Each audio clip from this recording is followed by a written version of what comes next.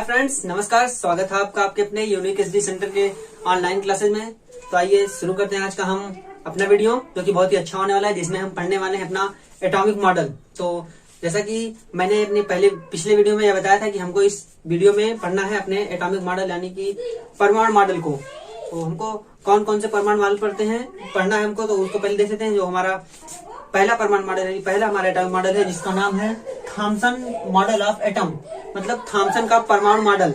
फिर दूसरा हम पढ़ेंगे अपना रदरफोर्ड का नाभिकीय मॉडल। ठीक है, तो हम आइए शुरू करते हैं अपना पहला टॉपिक, जो कि है थॉमसन मॉडल ऑफ एटम यानी थॉमसन का परमाणु मॉडल। तो आप देख सकते हैं कि जब सबसे पहले थॉमसन आए, इन्होंने मॉडल दिया एक परमाणु को डिफाइन करने के लिए, मतलब परमाणु के अस्थायित्व और परमाणु की बहुत से गुणों की व्याख्या करने के लिए इन्होंने मॉडल दिया। तो देखिए क्या कहा था इन्होंने अपने मॉडल में। आपको ये साइड में एक फिगर है, आप फिगर को देख सकते हैं। ये थॉमसन का ही परमाणु मॉडल का फिगर है, इसको मैं अभी आपको समझाता हूँ, लेकिन पहले उससे देख लीजिए इन्होंने कहा क्या था, इनका स्टेटमेंट क्या था। देखिए क्या था। In 1898 J Thomson proposed that an atom possesses a spherical shape. देखिए एक बात है ना कि जो एटम होता है वो स्फेरिकल शेप रखता है, मतलब गोलीय आकार का होता है। देखिए स्फेरिकल शेप यानी गोलीय आकार, जो कोई भी एटम है तो वो गोले के आकार का होता है। तो और क्या है बताया कि रेडियस, देखिए ब्रैकेट में रेडियस नियर अबाउट 10⁻⁻10 मीटर, मतलब जो उस एटम के स्फेरिकल एटम जो होता है, जो उसकी रेडियस होती है यानी त्रिज्या, वो कितनी होती है 10⁻−10 मीटर। सोचिए कितनी कम, यानी एटम कितना छोटा होता है। और क्या था, इन विच the positive charge is uniformly distributed and electrons are embedded into it in such a way as to give the most stable electrostatic arrangement। मतलब ये कह रहे हैं कि जिसमें the positive charge is uniformly distributed, मतलब जो पॉजिटिव चार्ज यानी धन आवेश होता है उस एटम में, वो यूनिफॉर्मली डिस्ट्रीब्यूटेड, मतलब एक समान रूप से पूरे एटम में डिस्ट्रीब्यूट होता है, माने बटा हुआ होता है। जो जितना भी उस पर पॉजिटिव चार्ज होगा वो उस एटम में पूरे एक समान रूप से बटा हुआ होगा। जैसे मान सकते हैं कि अगर मान लिया हम एटम को अगर एक कमरे के रूप में माने, तो जो उसमें पॉजिटिव चार्ज होगा कमरे में, वो पूरी तरीके से कमरे के हर कोने में, हर हिस्से में बराबर वो होगा। कहीं पे अगर मान लिया एक कोने में कुछ है तो दूसरे कोने में दूसरा नहीं होगा, सेम ही होगा। जितना इस कोने में उतना दूसरे कोने में भी सेम ही चार्ज होगा। तो वही कह रहे हैं कि जो एटम होगा उसमें जो पॉजिटिव चार्ज का डिस्ट्रीब्यूशन होगा वो पूरे एटम में एक समान रूप से होगा। और क्या कहा दूसरी बात इन्होंने, and electrons are embedded into it. Embedded मतलब होता है धंसा होना या गड़ा होना। ठीक है, embedded into it in such a way, मतलब इलेक्ट्रॉन्स उसमें धंसे होते हैं। किस प्रकार से, in such a way as to give the most stable electrostatic arrangement, मतलब कि जो इलेक्ट्रॉन होंगे वो इस तरीके से धंसे होंगे कि उनका जो इलेक्ट्रोस्टैटिक अरेंजमेंट है, मतलब जो विद्युत अस्थायित्व तो है ना, stable, most stable electrostatic arrangement, मतलब जो मोस्ट स्टेबल मतलब बहुत ज्यादा अस्थायी, कह सकते हैं ना कि बहुत ज्यादा अस्थायी जो इलेक्ट्रोस्टैटिक अरेंजमेंट, मतलब इलेक्ट्रोस्टैटिक मतलब विद्युत अस्थायी, यानी विद्युत अस्थायी कि इसमें जो चार्जों का पॉजिटिव चार्ज और नेगेटिव, इलेक्ट्रॉन पे हम जानते हैं नेगेटिव चार्ज होता है, क्योंकि हमने सबएटॉमिक पार्टिकल्स की खोज में ये पता किया है कि इलेक्ट्रॉन्स में नेगेटिव चार्ज होता है। फिर देखिए वो पॉजिटिव चार्ज पहले होता है, तो ये जो इलेक्ट्रॉन होता है वो इस प्रकार से उस पॉजिटिव चार्ज के बीच में धंसे होते हैं कि जो उनका इलेक्ट्रोस्टैटिक अरेंजमेंट बन रहा है वो बहुत ही स्टेबल हो, मतलब कि जो एटम हो वो बहुत ज्यादा दिनों तक स्टेबल हो यानी अस्थायी हो, ताकि उसका नष्ट ना हो, उस एलिमेंट्स की प्रॉपर्टीज सेम बनी रहे और वो उसका ह्रास ना हो। तो देखिए एक बार फिर से कि इन्होंने कहा the atom poses A spherical shape in which the positive charge is uniformly distributed and electrons are embedded into it in such a way as to give the most stable electrostatic arrangement। सीधे यही कि जो proton यानी जो positive charge होता है वो उस एटम में पूरी तरह एक समान अच्छे तरीके से डिस्ट्रीब्यूट होता है, मतलब एक समान अच्छे तरीके से बटा हुआ होता है। कहीं पे जाना कहीं पे कम नहीं, जहां पे होगा हर जगह पूरे एटम में समान ही होगा। और जो इलेक्ट्रॉन होता है वो इस तरीके से धंसा हुआ होता है कि जो इलेक्ट्रोस्टैटिक अरेंजमेंट ये बन रहा है वो बहुत ज्यादा स्टेबल, मतलब पॉजिटिव चार्ज नेगेटिव चार्ज एकदम स्टेबल हो, ये टूटना, इसमें पोलराइजेशन की पावर बहुत कम हो, मतलब पोलराइजेशन होने की क्षमता बहुत कम हो, तो इसी को हम मोस्ट स्टेबल बोलते हैं। तो आप इसमें इनका एक फिगर देख सकते हैं कि जो मॉडल है देखिए किस तरीके से होता है।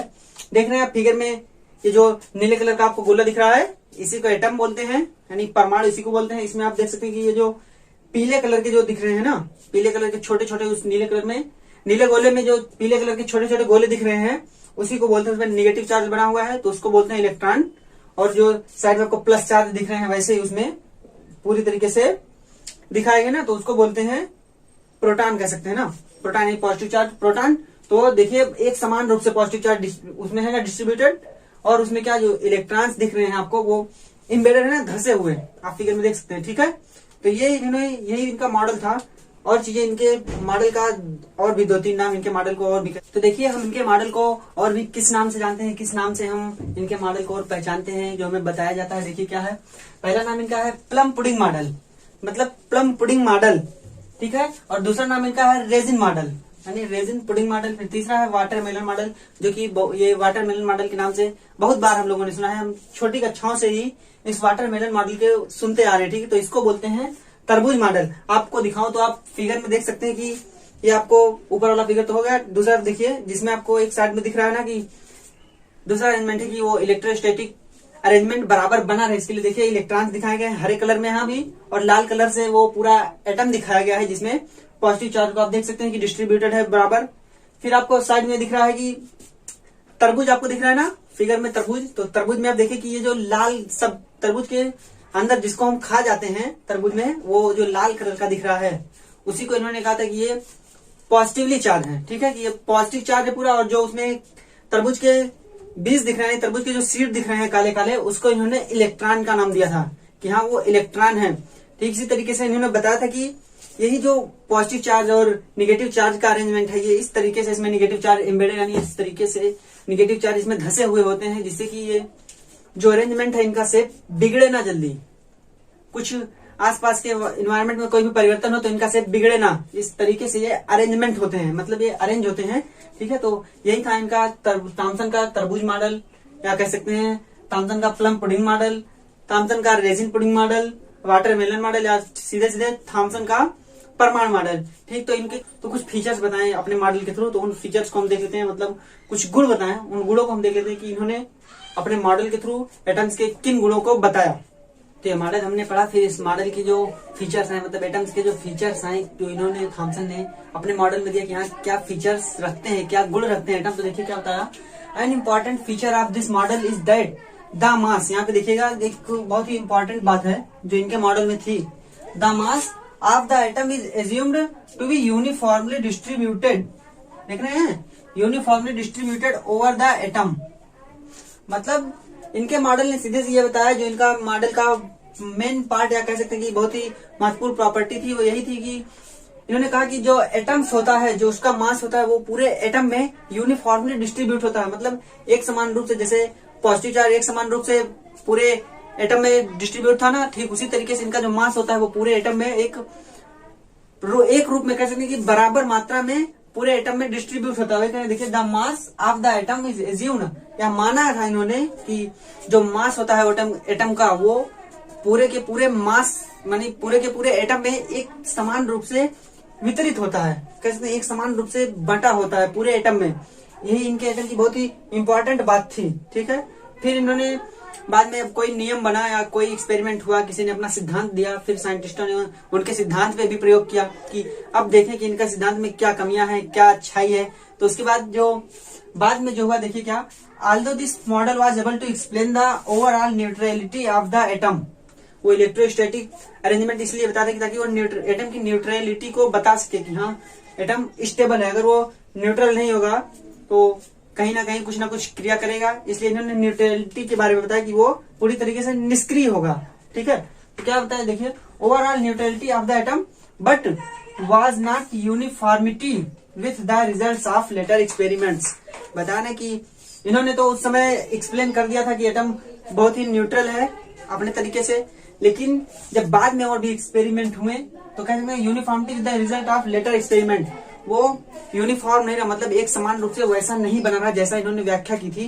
बाद में जब साइंटिस्टों ने अलग अलग एक्सपेरिमेंट किए, अलग अलग प्रयोग किए, तो उन्होंने पाया कि ये जो थॉमसन का परमाणु मॉडल था वो एटम की परिभाषा करने में विफल रहा, मतलब एटम की सही से डिफिनेशन नहीं बता पाया, एटम को सही से परिभाषित नहीं कर पाया कि हाँ एटम में ठीक ठीक कौन से गुण होते हैं, कोई भी किसी भी एलिमेंट का एटम हो तो उसमें ठीक ठीक कौन से गुण होते हैं। वही कह रहे कि जो इन्होंने एक समय तो न्यूट्रलिटी बता दी थी कि हाँ एटम निष्क्रिय होगा, कहीं भी क्रिया नहीं करेगा, ना तो पॉजिटिव चार्ज के साथ ना निगेटिव चार्ज के साथ, ठीक है। लेकिन बाद में जो एक्सपेरिमेंट हुए उसमें ये पाया गया कि ये जो एटम्स हैं इनके बताए बिहेवियर से अलग बिहेव कर रहे हैं, मतलब जो जो बिहेवियर इन्होंने बताया था उनसे कुछ डिफरेंट बिहेवियर कर रहे हैं। तब जाके नए मॉडल से दूसरे साइंटिस्टों ने अपना मॉडल दिया, जिसमें इनको कह सकते हैं इनके मॉडल में ही कुछ सुधार करके दिया, ठीक। तो थोड़ी सी बात इनके मतलब कि थॉमसन के ऊपर थोड़ी सी बात और है, इनको नोबेल पुरस्कार दिया गया था, लेकिन किसके लिए, इस मॉडल के लिए नहीं, इनको 1906 में नोबेल पुरस्कार दिया गया था, वो दिया गया था फिजिक्स में,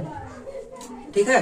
नोबेल पुरस्कार फिजिक्स में दिया था, वो भी किस लिए दिया गया था कि इन्होंने एक एक्सपेरिमेंट किया था, इलेक्ट्रिसिटी का कंडक्शन किया था, मतलब विद्युत का कंडक्शन किया था गैसों में। तो इस पे नोबेल पुरस्कार मिला किस लिए कि इन्होंने किसी भी गैस में इलेक्ट्रिक का कंडक्शन किया, यानी इलेक्ट्रिक को प्रवाहित करके दिखाया था, इसीलिए इनको नोबेल पुरस्कार मिला था। कब? 1908 में, ठीक। तो ये हो गया इनका थॉमसन मॉडल। हमको पढ़ना है जो हमारा मॉडल है वो है रदरफोर्ड मॉडल।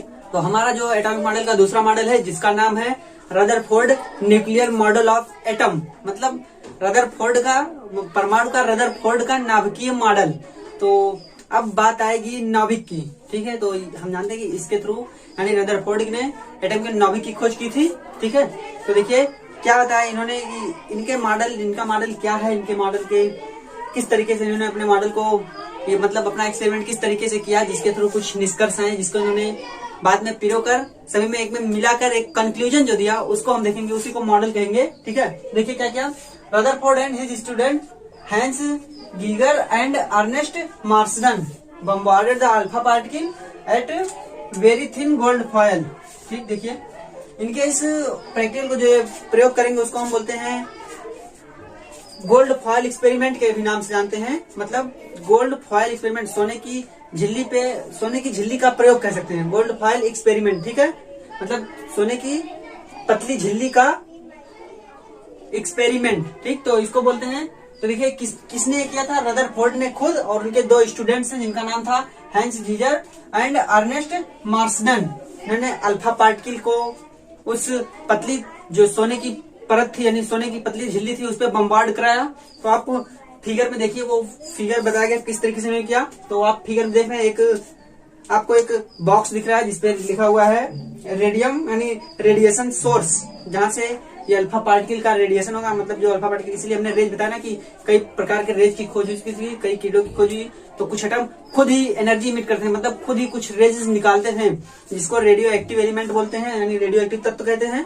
तो वही देखिए एक रेडियो एक्टिव तत्व लिया गया, इन्होंने एक रेडियो एक्टिव तत्व लिया जिससे जो अल्फा पार्टिकल था वो निकला। इन्होंने उसको इस एलिमेंट को इस तरीके से एडजस्ट किया, इस तरीके से रखा कि ये जो किरण इससे निकल रही है यानी जो अल्फा पार्टिकल इससे निकल रहे हैं वो सीधे उस जो आप पीले कलर में देख रहे हैं कि एक पतली झिल्ली है, एक प्लेट नुमा आपको दिख रहा है, लेकिन वो एक सोने की पतली झिल्ली लगी हुई है जिसपे ये पार्टिकल्स जा रहे हैं। फिर आपको देख रहे हैं ना कि जो हल्के से रेड कलर में आपको कहीं कोई किरण उस एक हरी वाली प्लेट लगी हुई है। इस प्रयोग में देखिए हरी वाली प्लेट को बोलते हैं फ्लोरेसेंट स्क्रीन, मतलब जिसपे हमने फ्लोरेसेंट एक बार और पहले भी पढ़ा है, हमने एक दो वीडियो पहले शायद। तो फ्लोरेसेंट वही होते हैं कि जिसपे अगर एक बार लाइट पड़ जाए तो तुरंत ना बुझे, लाइट के पावर कट होने पे वो तुरंत ना बुझे, कुछ समय लेके बुझे, मतलब कुछ समय तक वो जलती रहे, ठीक वैसे ही, ठीक है। तो वही फ्लोरेसेंट स्क्रीन है, मतलब उसपे किसी लेपन किया गया कि लेप लगाया गया उस स्क्रीन पे, जिससे कि ये जब किरणें उस पे पड़े उस गोल्ड फॉयल मतलब उस सोने की पतली झिल्ली से होकर, जब जो प्रकाश है वो उन किरणों पे मतलब जो प्रकाश है वो उस मेटल पे पड़े, उस फ्लोरोसेंट स्क्रीन पर पड़े, तो वो फ्लोरोसेंट स्क्रीन अगर हम वहां से रेडिएशन बंद कर दें, बॉक्स से रेडिएशन बंद कर दें, तो वो फ्लोरोसेंट स्क्रीन फिर भी कुछ देर तक जलती रहे। तो यही एक्सपेरिमेंट था कि इन्होंने यहाँ से किया, वो गोल्ड फॉयल आपको दिखा है। तो यहाँ से जो किरणें निकली वो उस गोल्ड फॉयल पे जाके देख रहे हैं आप, कुछ किरणें जिसपे लिखा है नॉन डिफ्लेक्टेड पार्टिकल्स, मतलब वो जो पार्टिकल्स हैं अल्फा कणों के वो सीधे चले गए, मतलब नॉन डिफ्लेक्टेड यानी डिफ्लेक्ट नहीं, और उनके मार्ग में कोई भी विचलन नहीं हुआ कि वो दूसरी तरफ मुड़ जाए, वो कुछ सीधे चले गए। फिर और देखिए कुछ पे लिखा हुआ है डिफ्लेक्टेड पार्टिकल्स, ठीक है, नीचे की तरफ देखिए डिफ्लेक्टेड पार्टिकल, मतलब कि ये गए तो वहां तक उस पतली झिल्ली तक, सोने की पतली प्लेट तक गए, लेकिन वहां से घूम के वापस आ गए, मतलब कह सकते हैं वो इससे गए और मुड़ के वापस आ गए, सीधे पार नहीं हुए। जबकि वो जो पहले कुछ थे वो सीधे पार हुए। और इसमें कुछ किरणें ऐसी भी हैं जो सीधे जाके एकदम वापस मुड़ आती है। ठीक है, एकदम सीधे कह सकते हैं कि 180 डिग्री वापस हो चली जाती है। तो हम इस फिगर के बारे में थोड़ा सा लिख लें कि फिगर में क्या क्या बताया गया है, किस तरीके से, फिर हम आगे बढ़ते हैं। इस फिगर के बारे में लिखते हैं कि फिगर को हम किस तरीके से डिफाइन करें, क्योंकि हमको तो नोट्स बनाना है थोड़ा सा, यानी नोट्स बनाएंगे। हमको एग्जाम में लिखना ऑप्शनल पेपर तो है नहीं कि इसे टिक लगाते हुए चले जाना है, नोट्स के लिए लिखना है। इसलिए इस फिगर को थोड़ा सा डिस्क्राइब कर लेते हैं। देखिए क्या है, a stream of high energy alpha particles from A radio active source. हमने रेडियो एक्टिव सोर्स को क्या माना है, radium. From A radio active source was directed at a thin foil। देखिए फॉयल की मोटाई दी गई है, मतलब उस जो सोने की पतली झिल्ली है उसकी मोटाई दी गई है कितना, 100 nm यानी 100 नैनोमीटर। सोचिए नैनो टेक्नोलॉजी के बारे में हम जानते हैं ना, तो वही 100 नैनोमीटर ऑफ गोल्ड मेटल। मतलब कह रहा है कि एक गोल्ड धातु, सोने की धातु है जिसका एक पतली पन्नी ली गई है जिसका मोटाई है लगभग 100 नैनोमीटर। क्या है, a stream of high energy alpha particle. मतलब स्ट्रीम मतलब धारा, तो अल्फा पार्टिकल्स की ज्यादा एनर्जी की, मतलब जिसकी ऊर्जा बहुत अधिक है, उसको उस किसी रेडियो एक्टिव सोर्स से जो निकल रही है, हमने रेडियम लिया कि रेडियम से जो अल्फा पार्टिकल्स निकल रही है उसकी एनर्जी बहुत ज्यादा है। Was directed a thin foil, मतलब वो उस सोने की पतली झिल्ली की तरफ जा रही है। ठीक है, और क्या है, in this gold foil have a circular fluorescent screen. Fluorescent screen आप देख रहे हैं ना, फिगर में हरे कलर की दिख रही है, तो फ्लोरेसेंट स्क्रीन है। किस लिए वो फ्लोरेसेंट स्क्रीन लगाई, किस लिए गई, उसको देखिए लिखा गया है। मतलब इसको कहें कि एक सर्कुलर यानी गोलेकार की एक फ्लोरेसेंट मतलब प्रदीप्त स्क्रीन लगाई गई है। ठीक है, वो किस लिए, whenever alpha particle struck the screen, या whenever alpha particle struck the screen, मतलब जो अल्फा पार्टिकल्स अल्फा के कण हैं, अल्फा कण, वो जब स्क्रीन पे टकराते हैं तब क्या होता है, देखिए a tiny flash of light was produced at that point, है ना। मतलब एक छोटे सी लाइट की फ्लैश उस स्क्रीन पे दिखाई देती है। कह सकते हैं कि जब ये अल्फा पार्टिकल्स उस प्लेट से पार होके उस फ्लोरेसेंट स्क्रीन जो है उस पर जब टकराते हैं तो एक टिनी फ्लैश, मतलब कुछ देर के लिए कह सकते हैं लाइट उस पर दिखाई देती है, मतलब फ्लैश बोल सकते हैं ना, तो कुछ देर के लिए उस पर फ्लैश दिखाई देती है। ठीक, तो ये था इसके बारे में। अब कुछ जो इन्होंने एक्सपेक्ट किया था कि हम रदरफोर्ड में जो एक्सपेक्ट किया कि हम अगर ये गोल्ड फॉयल एक्सपेरिमेंट करें तो इससे हमें जो रिजल्ट मिलना चाहिए, कैसा रिजल्ट मिलना चाहिए, तो उसके बारे में देखिए कि इन्होंने क्या सोचा था, क्या कल्पना की थी कि हम अगर ये एक्सपेरिमेंट करें तो हमको कौन सा रिजल्ट मिलना चाहिए।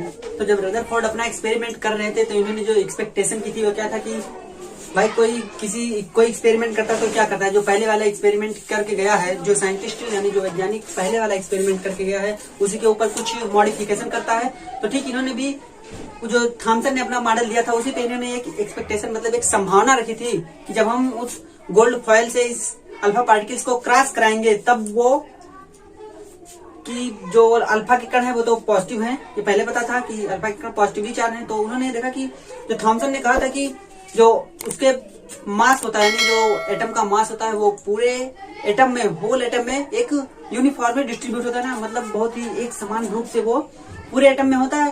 तो इन्होंने यही एक्सपेक्टेशन की कि वो एक तो चार किसके लिए होता है, वो मास जो होता है वो क्यों होता है, पॉजिटिव चार्ज के कारण, और ये अल्फा पार्टिकल्स जो है ये भी पॉजिटिव चार्ज हैं। तो इन्होंने ये सोचा कि इतनी जगह तो उसमें होगी, उस एटम में इतना तो स्पेस होगा कि ये जो अल्फा पार्टिकल्स हैं, क्योंकि यहाँ पे हमने लिखा है ना कि वो जो अल्फा पार्टिकल्स हैं उनकी एनर्जी बहुत हाई है, मतलब जो एनर्जी उनकी बहुत ज्यादा है। तो जो अल्फा पार्टिकल्स हैं इनके पास हमने इतनी एनर्जी ली, इन्होंने इतनी एनर्जी ली जो सोचा था कि जो रिजल्ट हमको चाहिए, तो इतनी एनर्जी दी इस अल्फा पार्टिकल्स को कि ये उस एटम से सीधे सीधे पास हो जाएं। क्योंकि इन्होंने बताया कि जो थॉमसन ने अपने मॉडल में यही बताया था ना कि ये जो एटम के द्रव्यमान है, मतलब जो एटम का द्रव्यमान है वो पूरे एटम में एक निश्चित रूप से विद्यमान है, बराबर अवस्था में, कहीं पे कम ज्यादा नहीं, एक सेम। तो इन्होंने इतनी एनर्जी की अल्फा पार्टिकल इसीलिए ली कि ये जो अल्फा पार्टिकल्स हैं उस एटम्स में उतना तो स्पेस होगा कि ये उसमें से सीधे पार हो जाए, इसमें कोई चेंजिंग ना हो। ठीक है, तो देखिए क्या जो इनकी एक्सपेक्टेशन थी वो क्या थी। देखिए, it was expected that the particles would slow down, मतलब उस मास से टकरा के इनके जो पार्टिकल्स का वेग है वो स्लो डाउन कम हो जाएगा। तो देखिए क्या एक्सपेक्टेशन थी कि स्लो डाउन मतलब जो पार्टिकल्स का वेग है वो हल्का सा पार्टिकल्स स्लो हो जाएंगे, मतलब उनका वेग थोड़ा सा कम होगा। And change direction only by a small angle as they passed through the foil, मतलब इन्होंने यही आशा की थी कि जब ये अल्फा पार्टिकल्स उस गोल्ड फॉयल सोने की पतली झिल्ली से गुजरेंगे तो इनका वेग जो होगा वो थोड़ा सा कम होगा, उस मास के कारण, एटम के मास के कारण कि थोड़ा सा कम, और जो इनका चेंज होगा, इनके मार्ग में जो चेंजिंग हुई क्या, direction only by a small angle, मतलब एक छोटा सा चेंज होगा, मतलब वो इसे जा रहे हैं तो बहुत हल्का सा चेंज होगा, ना कि बहुत ज्यादा। तो इन्होंने ये एक्सपेक्टेशन की थी, आप फिगर में देखिए क्या है, इनका एक्सपेरिमेंट है, ठीक है। तो एक्सपेक्टेशन यही थी इनकी। अब इस एक्सपेरिमेंट करने के बाद जो इनका इन्होंने देखा, ये तो इनकी एक्सपेक्टेशन, इन्होंने सोचा था कि ऐसा ऐसा होना चाहिए, लेकिन भाई क्या सोचने से कुछ थोड़ी होता है, वो तो जब होगा तो पता चलेगा क्या हो रहा है, तो सोचने से कुछ नहीं होता। तो इन्होंने जब उस एक्सपेरिमेंट को किया तब उससे रिजल्ट क्या है, इसको देखते हैं कि क्या क्या रिजल्ट उस एक्सपेरिमेंट को करने से मिला। तो इन्होंने अपना एक्सपेरिमेंट तो कर लिया, आप जो एक्सपेरिमेंट से जो रिजल्ट आए उसको देखिए। पहले इनके एक्सपेरिमेंट का जो रिजल्ट था उसका फिगर देखिए। इस फिगर में आप देख सकते हैं कि ये जो पार्टिकल्स जब गुजर रहे हैं कहां से, देखिए आप देख रहे हैं कि एक एटम ऑफ मेटल फॉयल, मतलब कि वो एक प्लेट है, तो प्लेट में वो फॉयल एक पतली पन्नी है ना, यानी पतली झिल्ली है, जिसमें कई एटम्स होंगे, तो वहां पे एक एटम्स के लिए दिखाया गया। देखिए एक एटम्स में तो उस न्यूक्लियस को प्लस से दर्शाया गया है, एक गोला न्यूक्लियस। फिर देखिए दिखाया क्या गया, बीम ऑफ अल्फा पार्टिकल, ये अल्फा पार्टिकल्स इधर से जा रही हैं, और उस साइड देखिए क्या है, कुछ तो आप देख रहे हैं कि सीधे निकल जा रही है, जो मेजोरिटी होगी, ठीक, मतलब उसकी संख्या अधिक है कि जो सीधे निकल जा रही है। फिर आप देखेंगे कि एक किरण उसमें दिखाई दे रही है कि वापस आई है, वो एक किरण एक एटम में दिखाई दे रही है, ढेर सारी वापस आ रही है, एकदम जैसे गई ठीक उसका विपरीत वापस आ गई। और भी कुछ देखिए, जो और भी किरणें दी गई, दो, एक ऊपर देखिए एक नीचे, जो हल्का सा मुड़ के चली गई है ऊपर एक, और एक नीचे की तरफ आ गई है। तो क्या कहते हैं, इनके ये एक्सपेरिमेंट में ये मिला, इनका एक्सपेक्टेशन जो इन्होंने सोचा था वो बात तो दूसरी थी, लेकिन जो मिला एक्सपेरिमेंट में वो यही फिगर है कि एक्सपेरिमेंट में यही चीजें मिली। आप पार्टिकल्स, अल्फा पार्टिकल्स को आप देख सकते हैं किस तरीके से अल्फा पार्टिकल्स गई हैं एटम्स के अंदर, फिर एटम से किस तरीके से अल्फा पार्टिकल्स, कौन सी अल्फा पार्टिकल्स वापस मुड़ के चली आई है, कितनी अल्फा पार्टिकल्स सीधे चली गई, कितनी अल्फा पार्टिकल्स इधर उधर हल्का सा बेंड यानी हल्का सा मुड़ गई है। देखिए इन्होंने अपने रिजल्ट को बताया, रिजल्ट आया क्या क्या, देखिए इट वॉज ऑब्जर्व्ड, मतलब ये देखा गया उनके एक्सपेरिमेंट के बाद क्या, most of alpha particles passed through the gold foil undeflected. देखिए ये बात नोटिस करने वाली है, most of alpha particles passed through the gold foil undeflected, मतलब कि बहुत से अल्फा पार्टिकल्स ऐसे थे जो उस एटम से सीधे पास हो गए, मतलब उस पतली पन्नी से यानी फॉयल से सीधे पास हो गए, अनडिफ्लेक्टेड, बिना मुड़े हुए। कहीं ना ये होता है कि ये जो आपको फिगर में दिख रहा है ना कि कुछ जो किरणें हैं वो बिना मुड़े हुए, एक किरण दिख रही है आपको ऊपर भी एक नीचे भी है कि वो बिना मुड़े सीधे पास हो गई है। तो ऐसी बहुत सी किरणें थी, यहाँ लिखा हुआ मोस्ट ऑफ अल्फा पार्टिकल्स, मतलब बहुत से अल्फा पार्टिकल्स ऐसे थे जो सीधे वैसे चले गए, पास हो गए, मतलब कोई मुड़ाव नहीं उनमें आया, कोई भी वो अपने मार्ग से विचलित नहीं, जैसा गए वैसा ही सीधे पार हो गए। फिर देखिए दूसरी बात क्या इनके प्रमाण से, मतलब इनके एक्सपेरिमेंट से दूसरी बात क्या निकल के आई, a small fraction of the alpha particles was deflected by small angles. ये बात स्मॉल एंगल्स मतलब स्मॉल फ्रैक्शन मतलब कुछ ही हिस्सा, मतलब कुछ अल्फा पार्टिकल्स ऐसे मिले जो हल्का सा स्मॉल एंगल्स डिफ्लेक्ट हुए, मतलब जिस मार्ग में जा रहे थे, आपको देख रहे हैं एक ऊपर भी मुड़ के सीधे चली गई ऊपर, एक नीचे मुड़ के चला गया, तो वही कि कुछ पार्टिकल्स अल्फा के ऐसे मिले कि जो अपने मार्ग से हल्का से विचलित हुए, कुछ एंगल, कुछ कोण कह सकते हैं कि हल्का कोण वो अपने मार्ग से विचलित हो गए, सीधे ना जाके कुछ सीधे गई, लेकिन ज्यादा मात्रा में सीधे गई, लेकिन उनमें कुछ ऐसे मिले कि जो अपने मार्ग से थोड़ा सा विचलित हुए। फिर बात आएगी तीसरा पॉइंट क्या मिला, देखिए a very few alpha particles nearly 1 in 20,000, मतलब 20,000 में एक, बहुत कम मात्रा है ना, 20,000 में निकल, वेरी फ्यू मतलब बहुत कम, एक है 20,000 में, क्या है, बाउंस्ड बैक, मतलब वो गया तो सीधे लेकिन वापस फिर आ गया। आप देख रहे हैं एक किरण को हमने यहाँ पे दर्शाया गया, एक किरण गई है सीधे फिर वापस आ गई उसी माध्यम में, क्या, a very few alpha particles bounced back that is were deflected by nearly 180 degree. इसको दैट इज बोलते हैं, देखिए इसको बोलते हैं दैट इज मतलब कि ऐसा है। देखिए क्या, अल्फा पार्टिकल्स बाउंस्ड बैक मतलब बैक आके, that is were deflected by nearly 180 degree. कहने का मतलब यही है कि ये तीसरे पॉइंट में यही लिखा गया कि ये जो कुछ लगभग 20,000 अल्फा पार्टिकल्स में से एक पार्टिकल्स जो ऐसा है वो सीधे जाके एकदम रिटर्न वापस आ जा रहा है बिना मुड़े हुए, कहते हैं कि 180 डिग्री रिटर्न आ रहा है, सीधे गया और ठीक है वैसे मुड़ के वापस चला आया। तो यही इनका जो एक्सपेरिमेंट दिया, जो एक्सपेरिमेंट से निकल के आया वो इनके एक्सपेक्टेशन से एकदम अलग था। इनका एक्सपेक्टेशन यही था ना, पता है कि जो ज्यादा पार्टिकल्स होंगे सब अल्फा पार्टिकल्स पार हो जाएंगे। इन्होंने यही बताया कि मास पूरा वितरित है थॉमसन मॉडल के अनुसार, मास एक समान रूप से वितरित है, तो जो भी होगा वो किरणें सीधे निकल जाएंगी। लेकिन ऐसा हुआ नहीं, जो रिजल्ट निकल के आया वो आपके सामने है। इस रिजल्ट में यही आया। फिर अब इन रिजल्ट्स को देखने के बाद, अभी तक तो एटम के जो संरचना की बात चल रही थी वो थॉमसन ने दूसरे तरीके से बताई। अब बात आई कि अब एटम की संरचना कैसे होगी, क्योंकि अब थॉमसन का मॉडल यहाँ पे फेल होने लगा। क्योंकि थॉमसन के मॉडल के अनुसार एक्सपेक्टेशन जो थी इनकी वो सही थी, लेकिन अब इनकी एक्सपेक्टेशन के विपरीत जो रिजल्ट आया वो क्या आया, देखिए ये है ना कि कुछ तो सीधे चली गई, कुछ अपने मार्ग से हल्का सा चलती, कुछ ऐसे सीधे गई पार हो गई, कुछ हल्का सा चलती और कुछ सीधे गई और फिर मुड़ के वापस चली आई। ठीक है, तो यही था। इन्होंने इस पे एटम को डिफाइन करने के लिए जो इनको कंक्लूजन जो निकाला, इन्होंने इस एक्सपेरिमेंट के बाद जो निष्कर्ष निकाला, हम उसको लिखने की निष्कर्ष में इन्होंने क्या बताया कि हाँ एटम ऐसा होगा।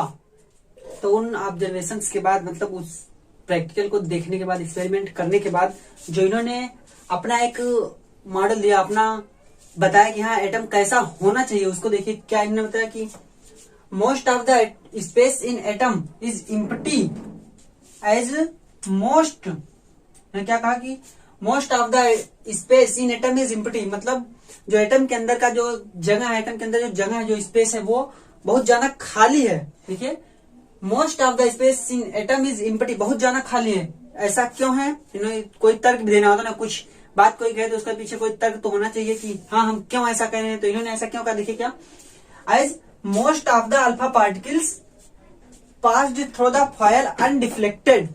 इसका कारण इन्होंने यही बताया कि जो बहुत से अल्फा पार्टिकल्स हैं वो एटम से पास हो जा रहे हैं बिना मुड़े हुए, मतलब अनडिफ्लेक्ट, बिना अपने मार्ग से कुछ विचलित हुए वो सीधे पार हो जा रहे हैं। तो क्या होता है पहले पॉइंट में है कि एटम जो होगा उसके अंदर जो स्पेस, सीधे कहें तो जो एटम होगा उसके अंदर बहुत सा खाली जगह होगी, बहुत सी खाली जगह होगी। और ऐसा क्यों होगा, क्योंकि जो अल्फा पार्टिकल्स बहुत से गुजारे, इन्होंने अल्फा पार्टिकल्स की बमबारी की थी, उस पर जो अल्फा पार्टिकल्स थे वो उस प्लेट को पार करके सीधे निकल गए, उनके मार्ग में कोई विचलन नहीं हुआ, मतलब वो अपने मार्ग से कुछ भी विचलित नहीं हुए, सीधे वो पार हो गए। पहला कारण तो ये बताया कि क्यों एटम के अंदर जो स्पेस होगा वो खाली होगा ज्यादा, इसलिए। फिर दूसरी बात इन्होंने क्या बताई, a few positively charged alpha particle were deflected, मतलब भाई ये तो उसका रिजल्ट सही पता चला था एक्सपेरिमेंट से कि कुछ अल्फा पार्टिकल्स हैं जो अपने मार्ग से विचलित हो जा रहे हैं। ठीक, द डिफ्लेक्शन, तो ऐसा डिफ्लेक्शन हुआ क्यों, पहले ये बताया कि यह डिफ्लेक्शन हुआ क्यों वो अपने मार्ग से विचलित हुए। क्या बताया, देखिए the deflection must be due to enormous repulsive force showing that the positive charge of the atom is not spread.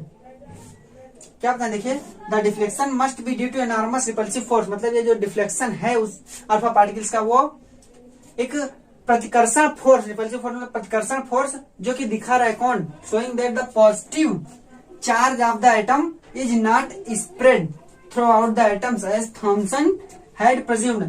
Thompson ने दिया था कि जो पॉजिटिव चार्ज है वो पूरे मॉडल यानी पूरे एटम में पूरी तरीके से बराबर मात्रा में डिस्ट्रीब्यूटेड है ना, यूनिफॉर्मली डिस्ट्रीब्यूटेड है।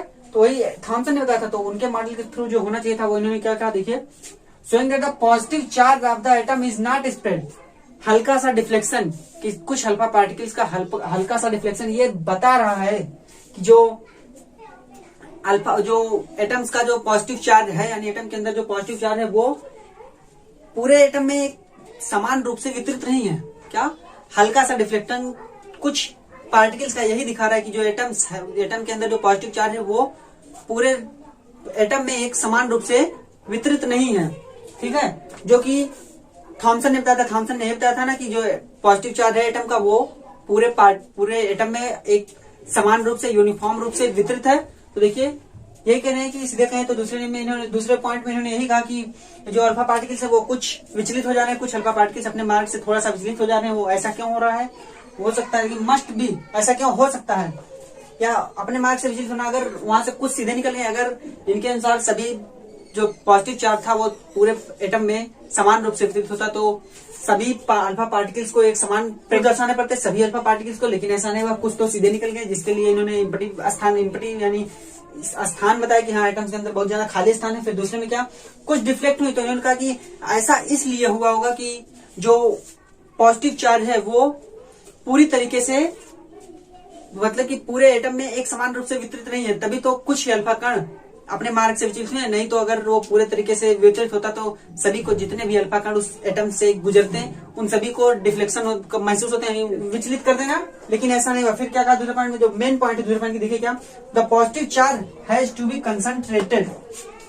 तब इन्होंने कहा कि ये जो डिफ्लेक्शन हल्का सा हो रहा है उन कुछ अल्फा पार्टिकल्स में, वो क्यों हो रहा है कि जो पॉजिटिव चार्ज है उस एटम का, कह सकते हैं जो धनात्मक आवेश उस परमाणु का जो धनात्मक आवेश है वो क्या है, कंसंट्रेटेड मतलब एकत्रित है, एक जगह पे है। कंसंट्रेट हम बोलते हैं ना, कंसंट्रेट एसिड, डाइल्यूट एसिड। तो कंसंट्रेट मतलब जिसमें पानी की मात्रा कम, यानी उस एसिड के रूप में देखा तो पानी की मात्रा कम हो और एसिड के एटम्स की मात्रा ज्यादा हो, तो वही the positive charge has to be concentrated in very small volume. कहने की जो पॉजिटिव चार्ज है, इन्होंने अपने जो इनका निष्कर्ष जो निकला वही कि जो पॉजिटिव चार्ज है वो छोटे से वॉल्यूम में एकत्रित है, एक साथ पड़ा हुआ है। और क्या होता है, that repelled and deflected the positively charged alpha particle. जो पॉजिटिव चार्ज उस एटम के अंदर एक बहुत छोटे से वॉल्यूम में, कहते हैं बहुत छोटे से आयतन में एकत्रित है, उसी के कारण ही ये जो अल्फा पार्टिकल्स अपने मार्ग से डिफ्लेक्ट हो रहे हैं वो उसी के कारण, उन्हीं पॉजिटिव चार्ज के कारण हो रहा है। ठीक, तो ये कि वो पॉजिटिव चार्ज जो भी एटम्स के अंदर है, वहां थॉमसन ने बताया था कि पॉजिटिव चार्ज पूरे मॉडल में मतलब पूरे एटम में वितरित होगा, लेकिन ये यही कह रहे हैं कि जो पॉजिटिव चार्ज एटम के अंदर है वो एक एटम के अंदर कुछ छोटे से वॉल्यूम में एकत्रित होके है, जिसकी वजह से, जिसकी क्षमता इतनी है कि वो उन अल्फा पार्टिकल्स को उनके मार्ग से विचलित कर दे रहा है। ठीक है, तो दूसरे में इन्होंने यही बताया। अभी एक पॉइंट और है इनका, तो देख सकते हैं आप, पहले में बताया कि कुछ ज्यादातर स्थान एटम के अंदर एम्प्टी यानी खाली है। वो ऐसा क्यों, क्योंकि अल्फा पार्टिकल्स सीधे उसमें से पार हो जा रहे हैं, उनमें कोई डिफ्लेक्शन नहीं है। फिर दूसरे पॉइंट में इन्होंने कहा कि ये जो अल्फा पार्टिकल्स हैं वो थोड़े से डिफ्लेक्ट हो रहे हैं, मतलब थोड़ा सा अपने मार्ग से वो विचलित हो रहे हैं, बदल रहे हैं अपने रास्ते को।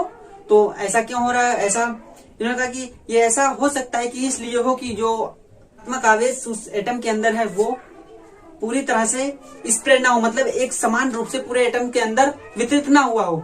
तो उसके बाद उसको देखते हुए उन्होंने ये निष्कर्ष दिया कि ये जो पॉजिटिव चार्ज है उस किसी भी परमाणु या किसी भी एटम के अंदर, जो भी पॉजिटिव चार्ज है वो एक एटम के अंदर ही एक छोटे वॉल्यूम में, मतलब कम आयतन में, बहुत कम आयतन में वो एकत्रित है, जिसकी वजह से वो उस अल्फा पार्टिकल्स को, जो कि पॉजिटिव चार्ज अल्फा पार्टिकल भी, और वो भी पॉजिटिव चार्ज है वो भी पॉजिटिव, तो वो अल्फा पार्टिकल्स को उसके मार्ग से विचलित कर रहा है, यानी प्रतिकर्षित करने की वजह से वो अल्फा पार्टिकल्स अपने मार्ग से थोड़े से डिफ्लेक्ट हो जा रहे हैं, यानी प्रतिकर्षित होकर अपना रास्ता बदल दे रहे हैं। ठीक है, तो यही इनका दूसरा था। अब इन्होंने एक तीसरा पॉइंट भी दिया, तीसरा पॉइंट को भी देखते हैं क्या दिया इन्होंने तीसरा पॉइंट। जो तीसरी बात इन्होंने बताई इस एक्सपेरिमेंट में, देखिए क्या बताई, the volume occupied by the nucleus. मतलब इन्होंने उस बात को न्यूक्लियस कर दिया, जो पॉजिटिव चार्ज सभी एटम के अंदर कंसंट्रेट हो रहे थे, मतलब एक ही जगह पे एकत्रित हो रहे थे, उस छोटे से वॉल्यूम को इन्होंने क्या कर दिया, न्यूक्लियस। देखिए यहाँ पे लिखा हुआ है न्यूक्लियस, मतलब नाभिक। अब बात करते हैं, the volume occupied by the nucleus is negligibly small. Negligible मतलब होता है नगण्य, मतलब जिसका कुछ, उसको कुछ नहीं कहा जाता, नहीं माना जा सकता। लेकिन यहाँ पे एक चीज, निग्लिजिबली स्मॉल मतलब तुलना में वो बहुत छोटा है, किससे, as compared to the total volume of the atom. मतलब ये कहने की जो वो पॉजिटिव चार्ज जितने वॉल्यूम में एकत्रित हो रहा है उसकी जो साइज है वो अगर तुलना की जाए पूरे एटम की साइज से तो वो कुछ नहीं है, उसका कोई अस्तित्व ही नहीं है। यही कहना चाहते हैं कि उसका कोई अस्तित्व नहीं है, बहुत ही कम है। देखिए सीधे हिंदी में कहें तो the volume occupied by the nucleus, मतलब उस नाभिक के द्वारा जो भी आयतन प्राप्त किया जा रहा है वो निग्लिजिबली स्मॉल, मतलब बहुत ही छोटा है।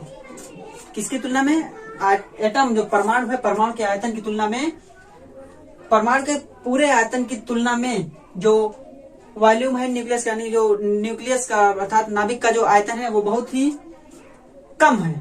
ठीक है, वो बहुत ही कम है, कहते हैं निग्लिजिबली स्मॉल, या बहुत ही कम है, गिनने योग्य नहीं है।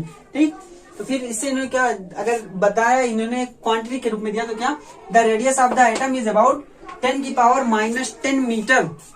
मतलब जो एटम की रेडियस इन्होंने बताई, देखिए रेडियस बताई है वो कितनी, 10⁻10 मीटर, जबकि जो while that of nucleus is 10⁻⁻15 metre. मतलब जो न्यूक्लियस की रेडियस बताई वो 10⁻⁻15 मीटर, और जो परमाणु की यानी एटम की जो रेडिया यानी एटम की जो त्रिज्या बताई वो कितना, 10⁻⁻10 मीटर।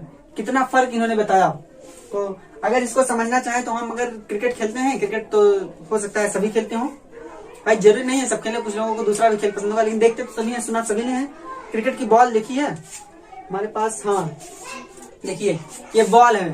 तो इन्होंने इस बॉल को अगर न्यूक्लियस माना, अगर इस बॉल को इन्होंने न्यूक्लियस माना तो एटम जानते हैं कितना बड़ा माना, इसके आसपास के 5 किलोमीटर के एरिया को इन्होंने एटम माना। सोचिए 5 किलोमीटर का आसपास का एरिया है, तब उसको पूरे को एटम माना। लेकिन कब, जब इसको एक न्यूक्लियस माना। तो आप साइज की बात करें तो कहाँ 5 किलोमीटर और कहाँ पे ये छोटी सी साइज बॉल की, तो अंतर यही इन्होंने बताया कि ये जो न्यूक्लियस जो एटम होता है, इसके जो वॉल्यूम इसका एटम का यानी जो परमाणु का वॉल्यूम है वो उसके न्यूक्लियस से बहुत बड़ा है।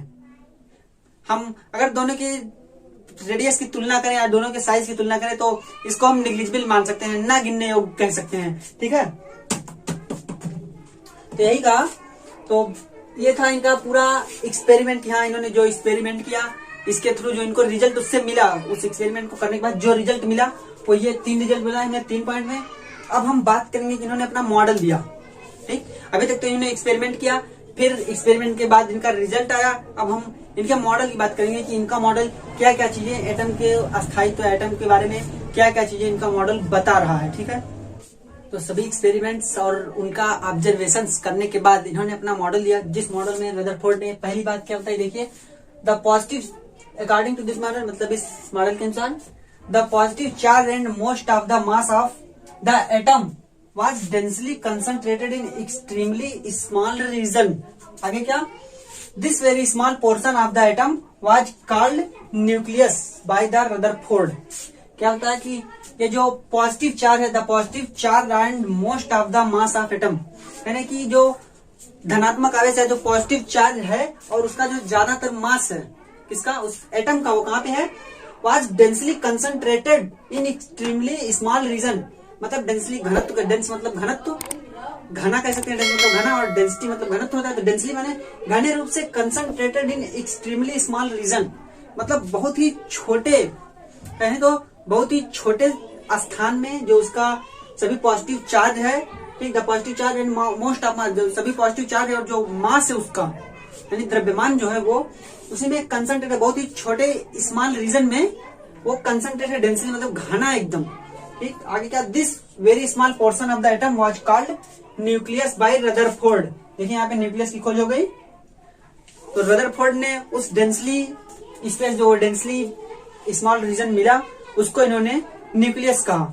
तो अगर समझे तो अगर मान लेते हैं ये हमारा हुआ एटम, इसको अगर हम कहें एटम है ये, मतलब ये परमाणु हम कहें, तो फिर इसके अंदर बात करें तो ये है, इसमें पॉजिटिव चार्ज कह सकते हैं, बहुत ही डेंसली मतलब बहुत ही डेंस पॉजिटिव चार्ज सब इसमें है। तो इन्होंने यही कहा कि ये पूरे को हम कहें अगर एटम है। ठीक, देखिए क्या, the positive charge and most of the mass, mass सब इसमें इन्होंने कह रहे हैं कि मास सभी अंदर है। Of the atom was densely concentrated, इस छोटे से वाले में कहते हैं ना, इस एटम की तुलना में ये बहुत छोटा, इस छोटे से में सब डेंसली कंसंट्रेटेड मतलब बहुत केंद्रित है, सब उसी पे है, कैसे सब ज्यादातर उसी पे है। ठीक, तो इसको इन्होंने क्या नाम दिया, इसी पॉइंट को मतलब कि इस छोटे से गोले को इन्होंने नाम दिया क्या, न्यूक्लियस, मतलब नाभिक कहा, इन्होंने कहा नाभिक, और इसको कहें तो ये है परमाणु।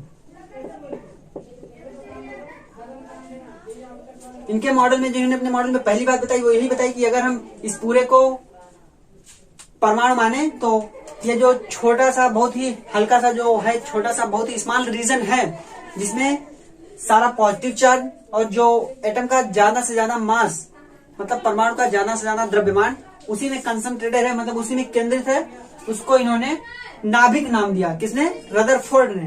तो याद रखिएगा कि नाभिक की खोज किसने की, रदरफोर्ड ने। अब इन्होंने देखिए दूसरे पॉइंट में इन्होंने क्या कहा, इन्होंने दूसरे पॉइंट में बताया the nucleus is surrounded by electrons. क्या कि जो ये न्यूक्लियस यानी जो नाभिक है वो इलेक्ट्रॉन से घिरा हुआ होता है। ठीक, और क्या, that move around the nucleus with a very high speed in circular paths. क्या कहा कि वो जो न्यूक्लियस होता है वो इलेक्ट्रॉन से चारों तरफ से घिरा होता है, फिर वो जो इलेक्ट्रॉन्स होते हैं मूव अराउंड द न्यूक्लियस, वो न्यूक्लियस के चारों तरफ मूव करते हैं with a very high speed, मतलब एक बहुत ही ज्यादा गति के साथ इन ए सर्कुलर पाथ, एक गोलीय कक्षा में, पाथ में रास्ता गोलीय पथ पे, तो कह देते हैं कि कार्ल ऑर्बिट, उन्होंने उन पथ का नाम दिया ऑर्बिट यानी कक्षा। देखिए क्या, the nucleus is surrounded by electrons that move around the nucleus with a very high speed and in circular path called orbit. मतलब कह रहे हैं कि जो इलेक्ट्रॉन्स है वो न्यूक्लियस के चारों तरफ मौजूद रहता है, फिर वो जो इलेक्ट्रॉन्स है वो न्यूक्लियस के चारों तरफ एक गोली कह सकते हैं, एक सर्कुलर पाथ पे, वृत्ताकार पथ कह सकते हैं, एक वृत्ताकार पथ पे गति करता है, बहुत गति करता है बहुत ही तेजी के साथ। मतलब जो इलेक्ट्रॉन्स न्यूक्लियस नाभिक के चारों तरफ मौजूद है वो एक वृत्तीय कक्षा में, बोल सकते हैं एक वृत्तीय कक्षा में वो बहुत तेजी के साथ न्यूक्लियस के चारों तरफ गति करता है, और उस कक्षा को इन्होंने क्या बताया, ऑर्बिट। ऑर्बिट का मतलब होता है कक्षा, इसको कहें तो इसका मतलब होता है कक्षा। ये कॉलेज वाला स्कूल वाला कक्षा मत समझ लेना, ये कक्षा मतलब उसकी ऑर्बिट कहे ना, ऑर्बिट एक कक्षा, उस कक्षा में एक गति करता है, ठीक। इसको भी फिगर से भी समझाते, लेकिन आगे देखिए क्या बताया। Thus Rutherford model of atom resembles the solar system, क्या सोलर सिस्टम की याद दिलाता है ना, resembles the solar system in which the nucleus plays the role of sun and the electrons that of revolving planets. कहने का तात्पर्य यही है कि इसके थ्रू जो रदरफोर्ड का परमाणु मॉडल है वो हमें अपने सौर सिस्टम यानी सौर व्यवस्था की याद दिलाता है। सौर व्यवस्था मतलब क्या, ब्रह्मांड में सोलर सिस्टम, सौर मंडल की याद दिलाता है, ठीक है। इन विच, जिसमें उस एटम में जो है nucleus, in which the nucleus plays the role of sun, जो ये न्यूक्लियस को हम पॉजिटिवली चार्ज ले रहे हैं बहुत ही छोटे आयतन में, स्मॉल वॉल्यूम में, वो सूर्य का काम कर रहा है, मतलब सूर्य को दर्शाता है। And the electrons that of revolving planets, और जो इलेक्ट्रॉन्स उस नाभिक के चारों तरफ मूव कर रहे हैं वो हमें याद दिलाते हैं किसकी, सूर्य के चारों तरफ घूम रहे ग्रहों की यानी प्लैनेट्स की। तो अगर हम इसको समझना चाहते हैं, क्या ये हमने नाभिक बनाया था पिछले फिगर में, देखिए फिगर बनाए तो ये हमारा हुआ एटम, ठीक है, फिर इसमें हमारा छोटा सा हो गया नाभिक। देखिए ये छोटा सा हमारा हुआ नाभिक, जिसमें क्या है, पॉजिटिवली चार्ज, लगभग सभी पॉजिटिवली चार्ज उसमें मौजूद, और जो मैक्सिमम द्रव्यमान है यानी मैक्सिमम मास है वो भी इसी में है, ठीक है।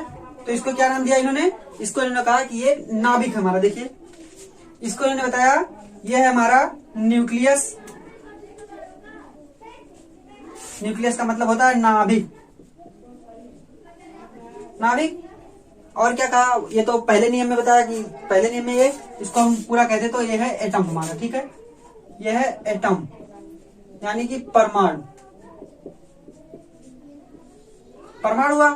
और फिर इसमें देखिए क्या, वहां तो न्यूक्लियस की बात हुई, पॉजिटिव चार्ज और मास की बात हुई, ये पहले में, पहले नियम में। लेकिन दूसरे में क्या होता है, the nucleus is surrounded by electrons, ये जो न्यूक्लियस है ये इलेक्ट्रॉन से घिरा हुआ है चारों तरफ, लेकिन कैसे, that move around the nucleus with a very high speed in circular path, मतलब ये इसके चारों तरफ सर्कुलर पाथ्स हैं, ये हुआ, ये हुआ, ये सर्कुलर समझिएगा, ये सर्कुलर पाथ। ये कह रहा है कि नाभिक के चारों तरफ सर्कुलर पाथ है जिसमें इलेक्ट्रॉन बहुत ही तेज गति से चल रहा है, बहुत ही तेज गति से मूव कर रहा है। क्या इलेक्ट्रॉन्स को अगर हम दर्शाएं तो ऐसे दर्शा सकते हैं, किसी भी एटम का नाभिक हो तो हम इलेक्ट्रॉन को इसमें भी दर्शाएं, दूसरी वाले में भी दर्शा सकते हैं, इसमें भी दर्शा सकते हैं, देखिए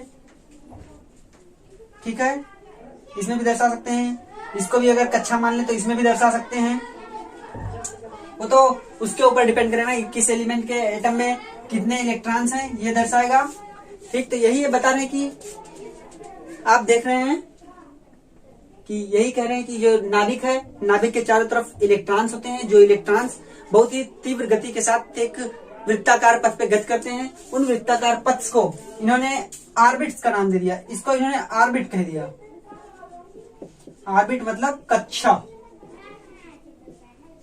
तो इसको कक्षा बता दी कि ये एक कक्षा है और सबके इलेक्ट्रॉन्स की कक्षाएं निश्चित होती है, इसको हम आगे जानेंगे, ठीक है। तो इन्होंने इस कक्षा के बारे में बताया। फिर देखिए, अब ये देखने से आपको कुछ याद आ रहा है किसी चीज की, हमने अपने भूगोल में पढ़ा है हमारा क्या, सोलर सिस्टम यानी सौर मंडल।